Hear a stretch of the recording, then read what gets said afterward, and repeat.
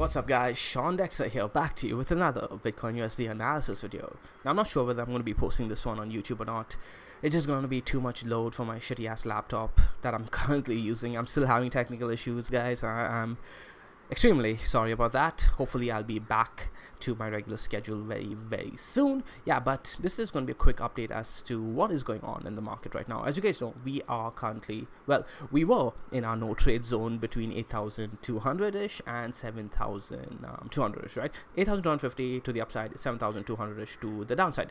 Now, initially when we had this move to the downside, I said that, hey, I'd be willing to get back into position if Bitcoin immediately closes a 2-day candle over 8,000. But because Bitcoin did not do that, I started getting a little bit more stricter with Bitcoin. I said, you know what, now I'm going to wait for a daily candle to close over 8,250-ish. But hey, since we've spent so much time going sideways, more time than you would want if you're looking for a move to the downside, by the way, since we've spent this much time going sideways, this started looking more and more like accumulation, right?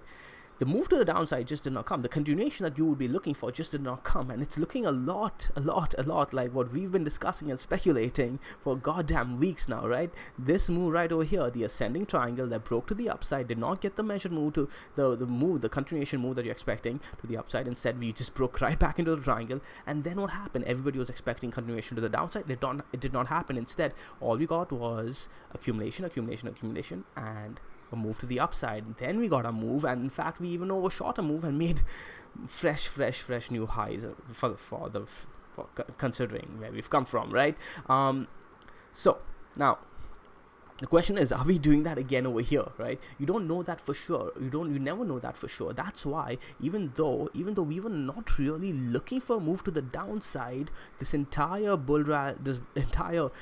parabolic move to the upside, we had to protect ourselves against that happening, okay? In case it happened, you have to protect yourself. This is trading. You can't get egotistical. You can't get married to your position. You can't get emotional about this. You got to have enough bullets in your gun chamber to be able to fight another day, right? So yeah, we had to protect against this, and now hey, it's actually, even though we speculated this happening, we were forced out of position over here to protect ourselves. We have to follow our rules, and we did just that. Over here, when this happened, I was fortunate enough that my rules did not force me out of position, okay? But over here, it did, okay? So now, the thing is, when this started looking more and more like accumulation, I started looking out for signs, and we got a first big sign yesterday actually on this candle. I was watching this candle unfold, and look at this, right? Look how fast it got bought back, and this one too over here, it got bought back. In fact, if you turn on your EMAs, you can see that these are coming on to the green 55. The 55 EMA on the 1 hour is getting bought back almost instantly every time. In fact, this one got front run. It didn't even make it all the way down there. People start buying it earlier just to make sure that they get a position in, and that's bullish, guys. That's bullish. And look at the follow-up right after that. Look at this candle over here. Look at the volume on that. That was a big sign. You cannot ignore this. You cannot be bearish on this, okay? Well, you can. It's just, how about this? It's very hard for me personally to be bearish on this or to ignore the signs. That's when I was like, okay, you know what? It's time to start getting back into position, right? Now, honestly, I was expecting us to just break to the upside, break this level 8,250-ish that we've been looking at for so long to the upside yesterday, and I would get in over here. I'll be happy to get in over here for sure. But hey, if we happen to have got the retest of this bottom range over here, look at this 8,250 range to the upside and 8,000-ish to the bottom, right? That's our range. If we do get another retest there, I was very happy to buy that. And hey, markets are generous sometimes, and we did get that. Look at that again, another retest of the green 55 that got front run, and I actually caught this. I bought this. I was very happy with that. So now let's see if we do see continuation of the upside, right? Would I be letting go of my position if we break down to the bottom of this range? I don't know. I really don't think so. I am still leaning towards this going to the upside, even if we do come and test the bottom of this range around 7,900-ish, right? If you look at the 4 hour, the 200 EMA on the 4 hour was being held the entire time we were in this accumulation zone. The bears weren't able to push the price down and keep it down this entire time. That was another sign. Okay, and now look at the EMAs. They're going back into equilibrium. The 20 is crossing the 55. You'll soon see the 200 start angling itself up to the upside too, and yeah, it's just looking good. That being said, okay, we do have to talk about this on the Ichimoku, and I do place some weight on this. We do have the Tenkin as overhead resistance coming right there at the 8,260 level. So this play is still on the table, where we get rejected on the Tenkin 2 times now, if we do get rejected again, and we do make our way down to test the Kijun at around 7,000. This is still on the table. Now, am I leaning towards this happening? No, I'm not, but you have to keep that in mind. When I look at the entire picture, when I look at everything that I look at every morning, okay, now I can't go through that with you guys. I can't go through every single thing that I look at in these videos, because it'll take a goddamn long time. But when I look at everything, the picture I'm getting is that this is likely to move to the upside, and you got to play the probability. You got to take those trades, because that's all this is, right? Is that in the long run you'll be fine if you take all the high probability trades. Now this is sitting overhead, okay, and we have to keep that in mind. Once we crack 8,280, this becomes even a higher probability trade, and I'd be looking to even add more to my position. Now bear in mind that I had gotten out of my positions that I had added on this dip over here and this dip around here, right? I did not get out of these positions. I had hedged these, right? This one over here and somewhere over here.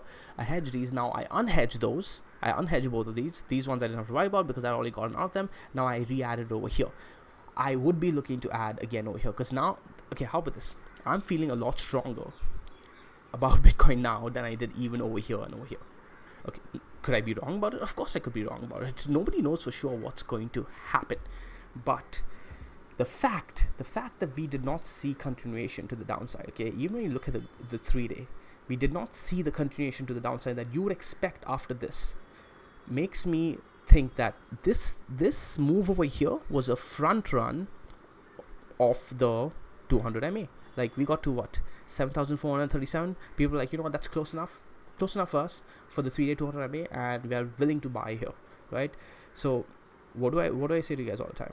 When you see indecision after a move to the downside, it's likely to go on to the upside. So again, the keyword is likely. We still have a major level to break overhead. Remember, 8,260. So let's see how that goes. When is the 3-day candle closing? I think tomorrow we're closing 2-day, right? Yeah, so the 3-day is closing in another 2 days. Right, so yeah, that's it for today, guys. I hope this video finds you guys well, and hopefully I'll be able to resolve my technical issues. Oh yeah, and by the way, people are calling this a head and shoulders. I can see why, but I don't know, man. I just never see these guys play out. So it's definitely nullified now, right? Like, unless it's some kind of messed up shoulder. I don't know. Let's see. So yeah, that's it for today, guys. I hope you guys find this. So this is my thoughts on what I'm looking for, right? Let's go back on to the daily. Let's just have targets. I guess everybody likes targets. If we do break 8,250, we're probably going to get a retest of around 8,825-ish. If we move to the downside, if we break again 7,800-ish, we could likely test the 7,600 range. If we break 7,600 again, hey man, Kijun is likely where we come and wick to and close about the 7,200. If we break this, then we'll see the levels people are talking about around 6,100. So you are looking for us to break around the 7,000 to 7,200 range. That's what you're looking for us to break. This zone over here, if you're looking for a move all the way down. Unless we crack the zone, I would not be looking for 6K. In fact, I would say this is a bounce zone. If you go ahead and look at the weekly, though, I'm pretty sure I haven't looked at this in a while. I've been playing the alts way too much, been having fun with that. But yeah, there we go, man. For this 10 SMA has got the weekly 10 SMA is coming up to the 7,000 level, guys. Just keep that in mind. Okay. So that's it for today. Hope you guys find this video well. Hope you guys enjoy this video. Hope this video finds you guys well. I'll see you guys soon. I'll see you guys in the Telegram chat right away, because I don't think I'm going to be posting this on YouTube, but hey, who knows, man. Who knows. I'll see you guys soon. Bye.